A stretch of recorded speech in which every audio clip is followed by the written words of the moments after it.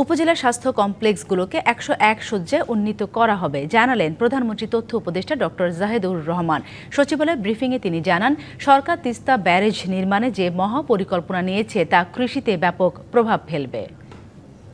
একটা ব্যারাজ তৈরি করা হবে, এই আলাপটা হচ্ছে, এটা ফিজিবিলিটি দেখা হচ্ছে, যার মাধ্যমে এটা আরো ডাউনস্ট্রিমে আরো ভাটিতে হবে, পানি সংরক্ষণ করে সেই পানিটা ব্যবহার করা যাবে। এটা আরো বেটার হবে এবং এটাও যেন খুব বেশি দেরি না হয়। মাননীয় প্রধানমন্ত্রী সেই নির্দেশনা দিয়েছেন এই বছরের মধ্যেই যাতে আমরা এটার সম্ভাব্যতা পরীক্ষা সহ সবকিছু করে এটাকে প্রকল্প আকারে পরিকল্পনা মন্ত্রণালয়ে পাঠাতে পারে সেই নির্দেশনা দিয়েছেন। রামিসা হত্যা মামলার বিচার দেশের ইতিহাসে নজিরবিহীন দ্রুততায় সম্পন্ন হয়েছে। মাত্র 6 কার্য দিবসের মধ্যে বিচারিক প্রক্রিয়া শেষ করে রায় ঘোষণা সম্ভব হয়েছে, যা বাংলাদেশের বিচার ব্যবস্থার একটি গুরুত্বপূর্ণ মাইলফলক।